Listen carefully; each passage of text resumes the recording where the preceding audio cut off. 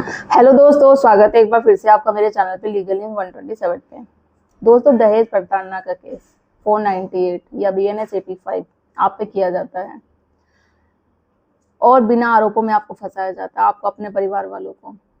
अब आप टेंशन में आ जाते हैं कि भाई इस केस से कैसे बाहर निकला जाए, क्या मुझे जेल हो जाएगी, मेरे परिवार वालों को जेल हो जाएगी। पूरी मेंटली फिजिकली आप टेंशन में आ जाते हैं, भागते हैं कि हम बेल के लिए वो किया जाए, कैसे इस केस से बाहर निकला जाए, बहुत कोशिशें करते हैं। जिनके पास एविडेंस है वो तो चलो कैश क्वैश करा लेंगे, जिनके पास नहीं है तो क्या है। और जो गवाही है, जो आपकी पत्नी है, लेडीज है, उनकी ही सुनी जाती है, पुलिस वाले उनकी ही सुनते हैं। दूसरी तरफ तो आप लोगों की कोई सुनता ही नहीं है, यही है ना आपका कहना। तो ये बिल्कुल सही बात है।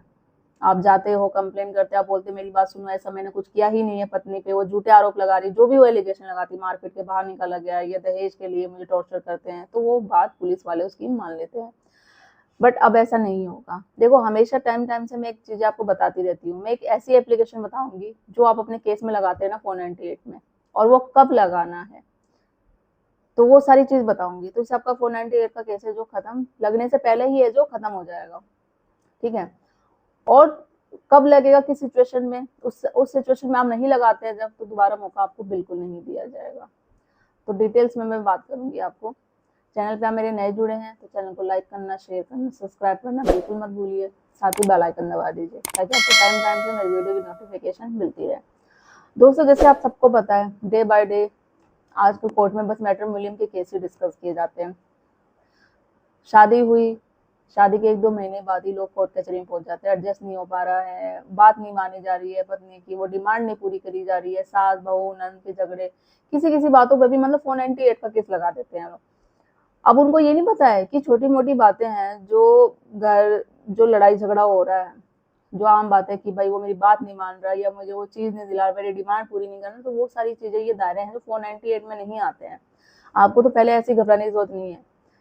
केस जाएगा, जांच होगी, केस होगा, तो वो केस ऑटोमेटिकली डिसमिस हो जाएगा। 498 की मीन्स कि जो बड़े बड़ी जो चीजें होती हैं, मारपीट किया गया है, फिजिकली हराज किया गया है, सच में वो पत्नी सच बोल रही है, उसके साथ सच में क्रूरल्टी पति ने किया है, उसके ससुराल वालों ने किया, फिर चीजें देखी जाती है, जांच पड़ताल की जाती है। बट आजकल क्या हो रहा है मोस्टली, कि वो लेडीज है जिनके साथ कुछ होता नहीं, वो मिसयूज कर रही है कोर्ट का। पति पे आरोप लगा देना, केस कर देना, पूरे घर वालों को फंसा देना। और जो पुलिस जब वो केस में जाती है, FIR दर्ज कराती है, तो पुलिस भी इन्हीं का सपोर्ट करती है, दूसरी पार्टी की सुनती नहीं है। मतलब पति लोगों की, उसके सजा वालों की बात नहीं सुनती है, एक तरफा ही फैसला करके, हाँ मतलब पत्नी आई है, जो ये बोल रही है बात सही है, तो इस पर सच में अत्याचार हुआ है, चार्जशीट बना के FIR दर्ज करके आगे भेज देती है। बट अब आपको ऐसा घबराने की जरूरत नहीं है। आपको करना क्या है, देखो, आप सबको पता है कि जब भी आप लोगों के साथ ऐसी सिचुएशन होती है, आप कोर्ट कचहरी जाओगे, पुलिस जाओगे, तो पुलिस आपकी बातें नहीं सुनते, बल्कि आपको प्रेशर करते हैं, आपको डराते हैं, धमकाते हैं। आप कहते हैं, आपको डराया जाएगा, धमकाया जाएगा कि जो तुमने बोला है वो मान लो, लेटर में लिख के दे दो, समझौता कर लो, चले जाओ, बल्कि आपने किया नहीं होगा फिर भी। तो अब आपको ऐसा करने की जरूरत नहीं है। आपको करना क्या है, देखो, एक एप्लीकेशन बताऊंगी, उस एप्लीकेशन का नाम है MKS। वो एप्लीकेशन आपको अब लगानी कब है, जब भी आप पे FIR होती है, चार्जशीट बन के रेडी होती है कोर्ट जाने के लिए, ठीक है, तो उसी वक्त ये आपको एप्लीकेशन लगानी है।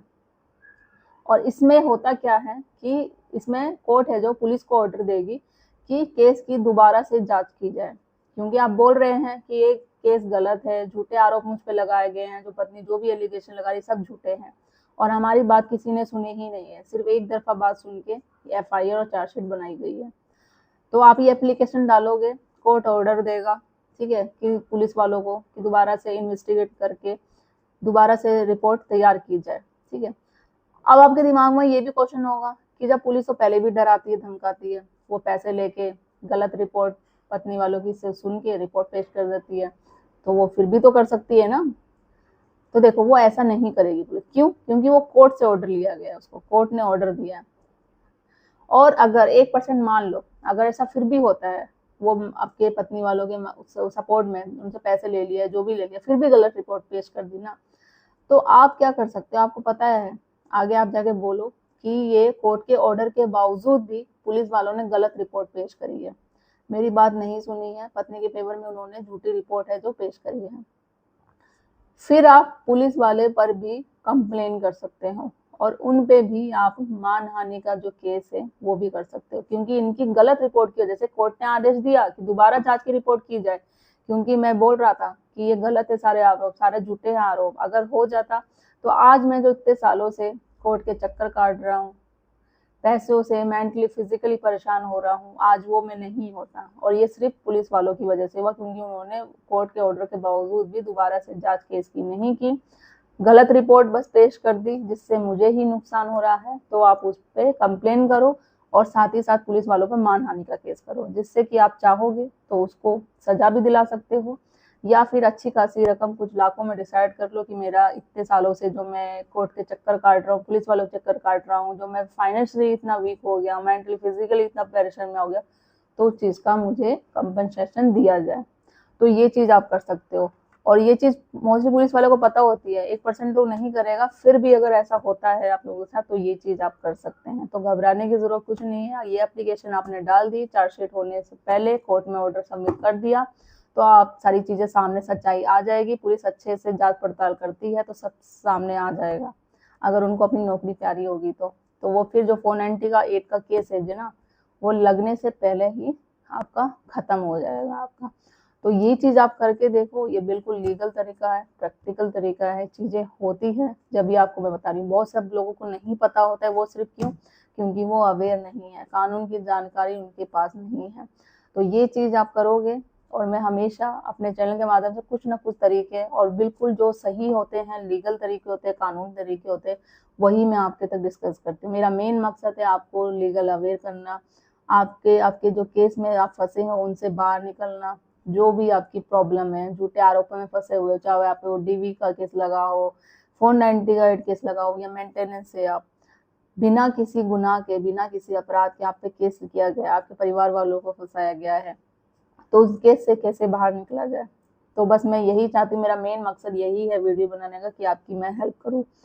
जितना ज़्यादा होता है टाइम निकाल के मैं आप तक अपनी नॉलेज शेयर करती हूँ, कोर्ट की सारी बातें बताती हूँ, किस तरीके से आप ये सारी चीज़ें करके अपने केस में जीत सकते हैं।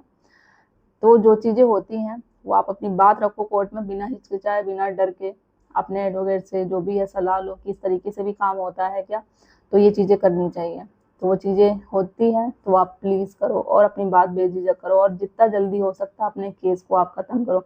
ये एप्लीकेशन लगाओ आप, चार्जशीट जैसे बन के रेडी हो जाती है उसी वक्त आपको लगानी है। क्यों की लगाई जाती है, दोबारा एक बार फिर से बता रही हूँ, जांच केस की दोबारा से जांच करने के लिए कोर्ट पुलिस वालों को ऑर्डर देगा, और फिर भी आपको डराया जाता है, धमकाया जाता है, केस नहीं किया जाता है, दोबारा से गलत रिपोर्ट पेश की जाती है पुलिस वालों की तरफ से, तो मैंने बता दिया आपको, उस पर आप केस कर सकते हैं, कंप्लेन भी कर सकते हैं, और मानहानि का केस भी कर सकते हैं।